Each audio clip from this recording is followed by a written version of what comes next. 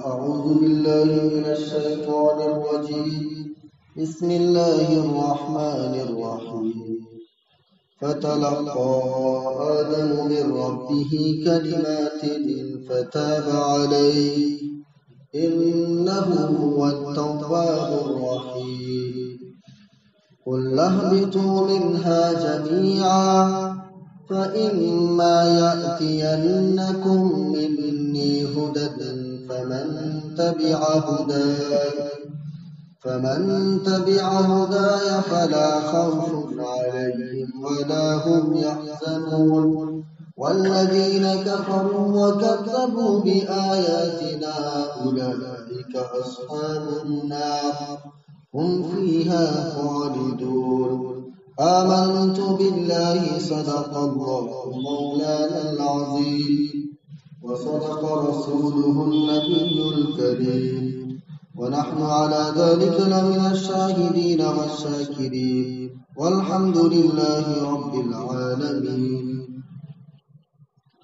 میرے محترم بزرگوں اور دینی بھائیوں، اللہ تبارک و تعالیٰ کا احسان ہے، اس کا فضل ہے کہ اس نے ہم سب کو مجلس درس قرآن میں بیٹھنے کی توفیق بخشی. اللہ تبارک و تعالی ہم سب کے یہاں بیٹھنے کو قبول فرمائے. میرے دوستو،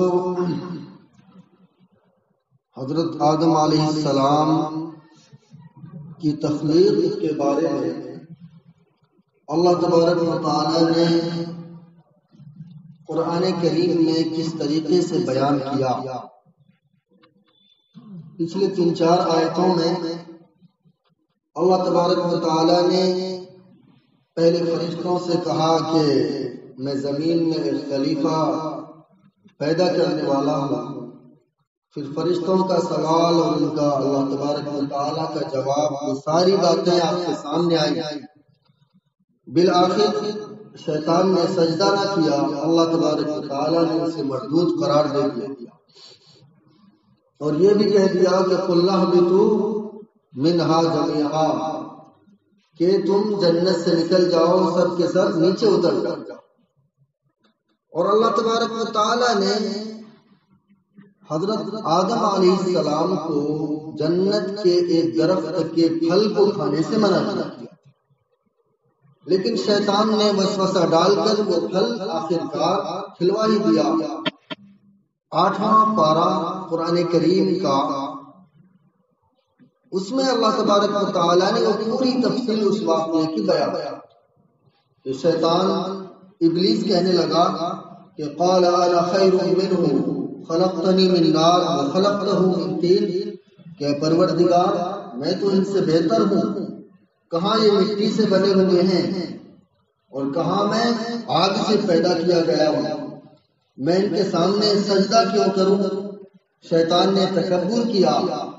اللہ تبارک و تعالی نے کہا کہ تم چلے جاؤ، تم مردود ہو. تو وہ کیا کہنے لگا کہ قال انک من المنذرین، کہ پروردگار آپ مجھے مہلت دے دیجیے، قیامت تک کے لیے مہلت دے دیجیے، میں آپ کے جو بندے ہیں میں ان کو آگے پیچھے دائیں بائیں سے بہکاؤں گا، آپ کے راستے سے ہٹانے کی کوشش کروں گا.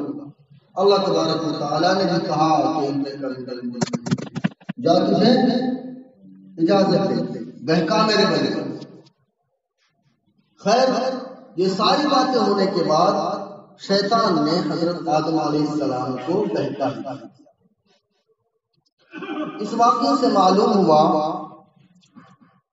کہ حضرت آدم علیہ السلام کو کسی خاص درخت کے کھانے سے منع فرمایا اور اس پر بھی متنبہ کر دیا گیا تھا کہ دیکھو ان الشیطان لکما عدو مبین، کہ شیطان تم دونوں کا بالکل کھلا ہوا دشمن، ان سے بچ کے رہنا، اپنے آپ کو بچانا. اللہ تبارک و تعالیٰ نے تنبیہ فرما دی. لیکن حضرت آدم علیہ السلام بچ نہیں سکے، شیطان کے بہکاوے میں آ گئے. حالانکہ ہم سب کا عقیدہ کیا ہے کہ جتنے بھی نبی اس دنیا میں گزرے، تمام کے تمام نبی گناہوں سے پاک، صاف، مبرہ اور منزہ. عقیدہ ہے، اہل سنت کا عقیدہ ہے. بھائی کیوں عقیدہ ہے؟ عقیدہ اس لیے ہے کہ وہ ہمارے پاس دین لے کر آئے، شریعت لے کر آئے. اگر ان میں کمی ہوگی تو شریعت صحیح طریقے سے ہم تک نہیں پہنچ پاتی. قرآن کریم میں کئی جگہوں پر کئی نبیوں کے ایسے واقعات ہیں جن سے گناہ سرزد ہوئے جو عام انسانوں کی نظر میں گناہ مانا جاتا ہے. لیکن میں آپ کو بتاؤں کہ ہم سب کا عقیدہ یہ ہے کہ تمام نبی بالکل معصوم ہوتے ہیں، ان سے کوئی بھی گناہ سرزد نہیں ہو سکتا. تو پھر بھائی ان کا جواب تو دینا پڑے گا نا. جب ہم یہ کہہ رہے ہیں کہ حضرت آدم علیہ السلام تمام گناہوں سے پاک ہیں اور تمام نبی معصوم ہوتے ہیں، ان سے کوئی گناہ سرزد ہو ہی نہیں سکتا، تو پھر حضرت آدم علیہ السلام کیوں بہ گئے؟ سوال ہوتا ہے، کسی کی طرف سے ہمارے اوپر سوال آ سکتا ہے، ہمیں اس کا جواب کیا دینا؟ پہلی بات، علماء تفسیر نے اس کی کئی توجیہ کی. پہلی توجیہ تو یہ بیان فرمائی کہ دیکھیں اللہ تبارک و تعالیٰ نے جو قرآن کریم میں یہ فرمایا کہ وَلَا تَقْرَبَا هَٰذِهِ الشَّجَرَةَ کہ آدم اس درخت کے قریب مت جانا، تو اس درخت سے حضرت آدم علیہ السلام نے صرف اسی درخت کو مراد لیا،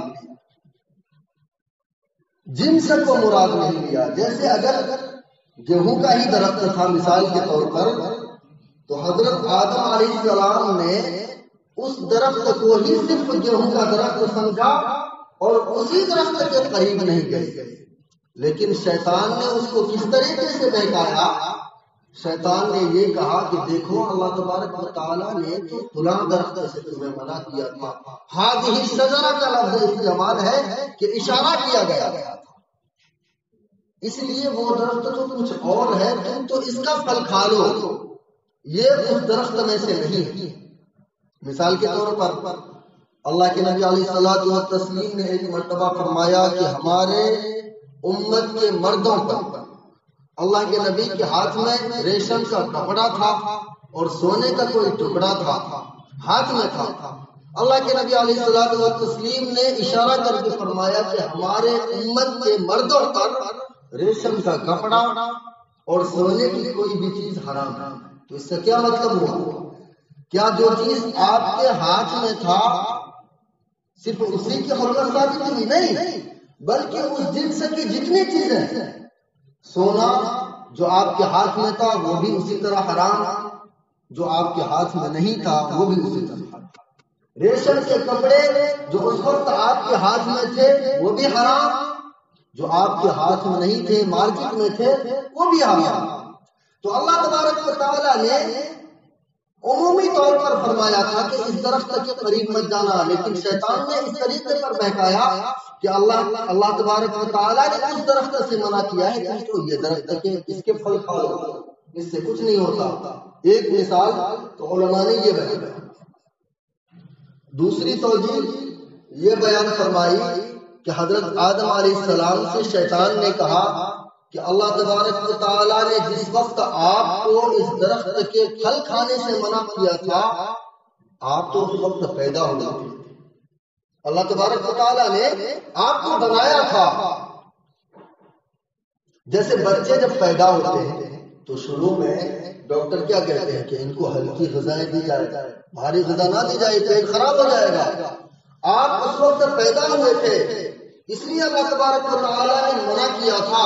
اب تو آپ جنت میں رہتے رہتے کافی دن گزر گئے، اب آپ کھا سکتے ہیں، اس کے کھانے میں کوئی نقصان نہیں ہے. اور 8ویں پارے میں وہ آیت بھی ہے وَقَاسَمَهُمَا إِنِّي لَكُمَا لَمِنَ النَّاصِحِينَ. قسم کھا کر شیطان کہنے لگا کہ ارے میں تو تمہارا خیر خواہ ہوں بھائی، میں خیر خواہ ہوں، میں آپ کو ایسی چیزوں کی نصیحت کیوں کروں گا یا ایسی چیز کو کھانے کے بارے میں کیوں کہوں گا جو آپ کے لیے نقصان دہ ثابت ہو. تو شیطان نے قسم کھا کر کہا کہ اللہ تبارک و تعالیٰ نے اس وقت منع کیا تھا کہ اس کی ممانعت ختم ہو گئی، آپ تو کھا لو. حضرت آدم علیہ السلام نے کھا لیا۔ تیسری توجہ علماء نے یہ بیان فرمائی کہ شیطان حضرت آدم علیہ السلام سے کہنے لگا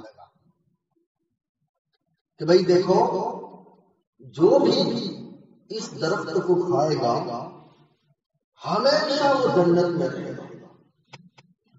اور حضرت آدم علیہ السلام کو اللہ تبارک و تعالیٰ نے جو وعدہ کیا تھا کہ اس درخت کے قریب مت جانا، حضرت آدم علیہ السلام بھول گئے۔ 15ویں پارے میں ہے فَنَسِيَ وَلَمْ نَجِدْ لَهُ عَزْمًا، کہ ہم حضرت آدم علیہ السلام کو اس طریقے پر مضبوط نہیں پائے۔ اللہ تبارک و تعالیٰ نے قرآن میں بیان فرمایا۔ تو میرے دوستو، معصومیت نبی کی اس طریقے پر ثابت ہوئی کہ بعض غلطی ایسی ہوتی ہے جو انسان کی اجتہادی غلطی، نعوذ باللہ حضرت آدم علیہ السلام سے یا حضرت یونس علیہ السلام سے اللہ تبارک و تعالیٰ نے مسیح کے پیٹ میں پہنچایا۔ آپ نے وہ واقعہ سنا ہوگا، جان بوجھ کر کوئی غلطی نہیں، وہ ایک اجتہادی غلطی تھی، لیکن چونکہ جو اللہ کے نمائندے ہوتے ہیں، جو پیغمبر ہوتے ہیں، وہ کتنے اللہ تبارک و تعالیٰ کے قریب ہوتے ہیں یہ ہم سبھی جانتے ہیں، تو ان کی پکڑ تو ہونی تھی۔ کیوں کہ آپ اللہ کے نبی ہیں، آپ سے چھوٹی سی چھوٹی غلطی بھی بہت بڑی غلطی۔ مثال کے طور پر جو لوگ سفید کپڑا پہنتے ہیں ان کو تو اس کا اندازہ ہے کہ چھوٹی سی اگر کہیں پر داغ دھبا لگ جائے کپڑوں میں تو بہت دور سے بھی دکھتا ہے کہ نہیں دکھتا؟ اور اگر وہیں کسی دوسرے کلر کے کپڑے ہوں تو پتہ نہیں چل پاتا۔ اللہ تبارک و تعالیٰ نے جو نبیوں کو بنایا ان کے اوپر ایک لیبل لگایا کہ آپ اللہ کے رسول ہیں، اللہ کے نبی ہیں، آپ کی چھوٹی سی چھوٹی غلطی بھی بہت بڑی غلطی ہے۔ اسی لیے اللہ تبارک و تعالیٰ نے کتاب بھی فرمایا کہ جاؤ، اب جب آپ نے اپنے وعدے پر آپ قائم نہیں رہے تو اب آپ کو جنت میں رہنے کی اجازت بھی نہیں ہے، آپ زمین میں چلے جائیے، نیچے اتر جائیے۔ اب حضرت آدم علیہ السلام کو اللہ تبارک و تعالیٰ نے زمین میں بھیج دیا۔ اگلی آیت میں اللہ تبارک و تعالیٰ یہ بتا رہے ہیں کہ حضرت آدم علیہ السلام نے کون سے الفاظ سے اللہ تبارک و تعالیٰ سے معافی مانگی۔ پہلے میں اس کا ترجمہ آپ کے سامنے پیش کرتا ہوں۔ فَتَلَقَّى آدَمُ مِن رَّبِّهِ كَلِمَاتٍ فَتَابَ عَلَيْهِ إِنَّهُ هُوَ التَّوَّابُ الرَّحِيمُ۔ پھر سیکھ لی آدم نے اپنے رب سے چند باتیں، پھر متوجہ ہو گیا اللہ اس پر، بے شک وہی توبہ قبول کرنے والا ہے۔ حضرت آدم علیہ السلام یہ ساری باتیں ہونے کے بعد، اس درخت کے پھل کھانے کے بعد جسم سے کپڑا اتر گیا، حضرت آدم علیہ السلام پریشان، اللہ تبارک و تعالیٰ نے زمین میں بھیج دیا۔ اب میرے دوستو، ایک نبی کے لیے کتنی بڑی بات ہے، زبان سے کوئی الفاظ نہیں نکلتے، اپنے گناہوں پر شرمندہ تھے، پریشان تھے، اتنے سنگ دل تو تھے نہیں کہ برداشت کر پاتے تھے، اور اللہ تبارک و تعالیٰ نے حکم دیا تھا کہ جاؤ زمین پر اتر جاؤ۔ پریشان تھے، زبان کام نہیں کر رہی تھی، کون سے الفاظ زبان سے نکالے، یا اللہ تبارک و تعالیٰ سے کون سے الفاظ سے گناہوں کی معافی مانگے، اور شاید ایسا نہ ہو جاؤ کہ پھر اس کے بدلے میں کوئی عذاب نازل ہو جائے۔ پریشان تھے، لیکن اللہ تبارک و تعالیٰ دلوں کو جاننے والے، بھلے ہی حضرت آدم علیہ السلام اپنی زبان سے کچھ کہہ نہیں پا رہے تھے، لیکن دل سے اپنے گناہوں کی معافی مانگ رہے تھے۔ اللہ تبارک و تعالیٰ نے ان کے دل میں التفات کیا، ایک دعا سکھلائی، کون سا؟ ربنا ظلمنا انفسنا وان لم تغفر لنا وترحمنا لنكونن من الخاسرین۔ اللہ تبارک و تعالیٰ نے دعا سکھائی جو یہ آیت ہمیں بتا رہی ہے کہ اللہ تبارک و تعالیٰ نے آدم علیہ السلام کے دل میں القاء کیا، دعا ڈالی. 8ویں پارے میں پوری تفصیل ہے کہ قال ربنا، اور حضرت آدم علیہ السلام نے اسے دعا نہیں مانگی بلکہ ان کی بیوی نے وہاں تثنیہ کا لفظ استعمال کیا گیا کہ حضرت آدم علیہ السلام اور حضرت حوا علیہ السلام دونوں نے دعا مانگی کہ اے ہمارے رب، ہم نے اپنی جانوں پر ظلم کیا. ربنا ظلمنا انفسنا وان لم تغفر لنا، اگر آپ ہمیں معاف نہیں کریں گے، وترحمنا، اور اگر ہم پر رحم نازل نہیں کریں گے تو اے پروردگار ہم تو بڑے خسارے میں پڑ جائیں گے، ہم بڑے خسارے میں پڑ جائیں گے. کتابوں میں لکھا ہے کہ اگر کوئی انسان سچے دل سے اپنے گناہوں پر شرمندہ ہو کر اور آئندہ گناہ نہ کرنے کا عزم کر کے اپنے پروردگار کے سامنے ہاتھ اٹھا کر اس دعا کو مانگے، اللہ تبارک و تعالیٰ اس کی دعا کو ضرور قبول کرے. کیوں؟ کہ اس دعا کی ایک برکت ہے. کیا برکت ہے؟ اللہ تبارک و تعالیٰ نے حضرت آدم علیہ السلام کی زبان سے یہ دعا خود نکل پائی کہ آپ اس طریقے پر دعا مانگیے. اور ہم وہ کہتے ہیں نا، جب ہمیں کوئی سرکاری کام نہیں ہو پاتا تو ہم کسی وکیل کے پاس جاتے ہیں، وہ ہمیں راستہ بتاتے ہیں. تو حضرت آدم علیہ السلام کو راستہ تو معلوم تھا نہیں، لیکن اللہ تبارک و تعالیٰ نے وہاں پر فرمان کہ آپ ایسے دعا مانگ کر، لیکن مانگیے ہمیں سے، ہم ضرور آپ کی دعا کو قبول فرمائیں گے. تو اللہ تبارک و تعالیٰ نے آگے کیا فرما دیا؟ انہ هو التواب الرحیم، بے شک وہی توبہ کو قبول کرنے والے ہیں اور وہی رحم کرنے والے ہیں. اس آیت سے ہمیں کیا سبق ملتا ہے کہ یہود و نصارا جو اپنے پادریوں کے پاس جاتے ہیں اور ان سے دعاؤں اپنے گناہوں کی معافی مانگتے ہیں اور یہ سمجھتے ہیں کہ اگر انہوں نے معاف کر دیا تو اللہ تبارک و تعالی معاف کر دیں گے، وہ سراسر غلط عقیدہ ہے. توبہ کو قبول کرنے کا، معاف کرنے کا اختیار صرف اور صرف اللہ تبارک و تعالیٰ کو پاس ہے. اللہ تبارک و تعالیٰ کے علاوہ کسی کے پاس نہیں ہے، اللہ کے نبی کے پاس بھی نہیں.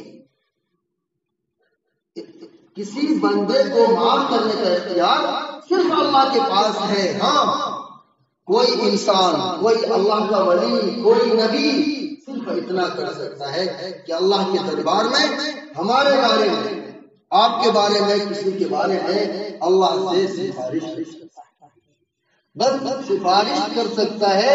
یہ اختیار کسی بندے کے پاس نہیں. اب اگلی آیت میں اللہ تبارک و تعالیٰ نے پھر دوبارہ فرمایا قُلْ اهْبِطُوا مِنْهَا جَمِيعًا، ہم نے حکم دیا کہ نیچے جاؤ یہاں سے تم سب. فَإِمَّا يَأْتِيَنَّكُم مِّنِّي هُدًى فَمَن تَبِعَ هُدَايَ فَلَا خَوْفٌ عَلَيْهِمْ وَلَا هُمْ يَحْزَنُونَ. پھر اگر تم کو میری طرف سے کوئی ہدایت پہنچے تو جو چلا میری ہدایت پر، نہ اس کو کوئی خوف ہوگا اور نہ وہ غمگین ہوں گے. ایک تو پہلے اللہ تبارک و تعالیٰ نے فرمایا کہ جاؤ یہاں سے نیچے چلے جاؤ، پھر دوبارہ یہاں پر فرمایا. اللہ تبارک و تعالیٰ نے حضرت آدم علیہ السلام کو معاف کر دیا. معاف کرنے کے بعد بھی زمین میں جو بھیجنے کا فیصلہ کیا تھا اس کو واپس نہیں دیا. کیوں؟ وَإِذْ قَالَ رَبُّكَ لِلْمَلَائِكَةِ إِنِّي جَاعِلٌ، اللہ تبارک و تعالیٰ نے فرشتوں کے سامنے پہلے ہی اقرار کر لیا تھا. کیا کہا تھا؟ کہ میں زمین میں ایک خلیفہ بنانے والا ہوں جو زمین میں ہمارے حدود کو قائم کرے گا، ہمارے حدود کو قائم کرے گا، اور ہم نے جو حکم دیا وہ اس کے مطابق اپنی زندگی گزارے گا. جس چیز سے ہم نے روکا اس سے رک جائے گا. یہ کیسے ہوتا؟ یہ تو اللہ تبارک و تعالیٰ نے پہلے فرما دیا تھا. اس لیے کہا چلو ہم نے معاف تو کر دیا لیکن اب جاؤ زمین پر اترو. اور ہاں، ہماری طرف سے جو ہدایت پہنچے، جو نبی آپ کے پاس، آپ کی امت کے پاس، اس کے بعد آنے والی امت کے پاس ہماری طرف سے کوئی ہدایت لے کر آئے تو اس ہدایت کو یقیناً جان کر اس پر عمل کرنا، اور جو شخص اس پر عمل کرے گا اس کو دنیا میں کوئی خوف نہیں ہوگا اور آخرت میں وہ بالکل بھی غم زدہ نہیں ہوگا. اللہ تبارک و تعالیٰ اس کے گناہوں کو معاف. لیکن اگلی آیت میں کیا فرما رہے ہیں؟ والذین کفروا وکذبوا بآیاتنا اولئک اصحاب النار ہم فیہا خالدون. اور جو لوگ منکر ہوئے اور ہماری آیتوں کو ہماری نشانیوں کو جھٹلایا تو یہی لوگ ہیں جو جہنم والے ہیں اور وہ اس میں ہمیشہ ہمیشہ رہیں گے. اب جو نبی ہدایت لے کر آئے اور جن لوگوں نے نبیوں کو جھٹلایا ٹھکرایا ان کے احکامات کو ٹھکرایا اللہ تبارک و تعالیٰ اس کے بارے میں فرما رہے ہیں کہ یہ لوگ تو جہنمی لوگ ہیں اور یہ ہمیشہ ہمیشہ جہنم میں رہیں گے. اب اس رکوع تک اللہ تبارک و تعالیٰ نے حضرت آدم علیہ السلام کی تخلیق کو بیان کی اور انسانوں کو بتایا کہ دیکھو اللہ تبارک و تعالیٰ نے فرشتوں سے تمہارے جو ابا تھے حضرت آدم علیہ السلام فرشتوں کو حضرت آدم علیہ السلام کو سجدہ کرنے کا حکم دیا. اللہ تبارک و تعالیٰ نے وہاں پر تمہاری حیثیت بڑھائی. اب تم دنیا میں اس طریقے سے اعمال کر کے جاؤ اس طریقے سے اعمال کر کے جاؤ کہ اللہ تبارک و تعالیٰ فرشتوں کے سامنے فخر کرے کہ دیکھو ہمارے یہ بندے گناہ تو کرتے تھے لیکن گناہوں پر شرمندہ ہو کر فوراً ہمارے سامنے آ کر جھوٹتے تھے. اور اللہ تبارک و تعالیٰ نے وعدہ کیا کہ جو بھی میرا بندہ میرے سامنے آ کر گھٹنا ٹیک کر سجدے میں پڑھ کر اپنے گناہوں کی معافی مانگے اللہ تبارک و تعالیٰ اس کو ضرور دعا کیجیے کہ اللہ تبارک و تعالیٰ ہم سب کو کہنے سننے سے زیادہ عمل کی توفیق نصیب فرمائے. وآخر دعوانا الحمدللہ رب العالمین والصلاة والسلام على سيد الأنبياء والمرسلين والملائكة المقربين والخلفاء الراشدين المهديين. ربنا ظلمنا أنفسنا وإن لم تغفر لنا وترحمنا لنكونن من الخاسرين. ربنا ظلمنا أنفسنا وإن لم تغفر لنا وترحمنا لنكونن من الخاسرين. ربنا ظلمنا أنفسنا وإن لم تغفر لنا وترحمنا لنكونن من الخاسرين. يا إله العالمين یا اکرم الاکرمین اے اللہ ہم سب کے گناہوں کو معاف فرما. اللہ ہم سب کی خطاؤں کو درگزر فرما. اللہ ہم گنہگار ہیں خطا کار ہیں سیاہکار ہیں. اللہ ہمارے پاس کوئی ایسا الفاظ نہیں ہے اللہ جس سے ہم اپنے گناہوں کی معافی مانگیں. اللہ دلوں کے بھیدوں کو جاننے والے ہیں. اللہ دلوں کے بھیدوں کو جاننے والے ہیں. اے اللہ دلوں کے بھیدوں کو جاننے والے ہیں. اے ہمارے رب ہم نے اپنے جانوں پر ظلم کر رکھا ہے. اے اللہ اگر آپ معاف نہیں کریں گے اللہ کہیں کے نہیں رہیں گے.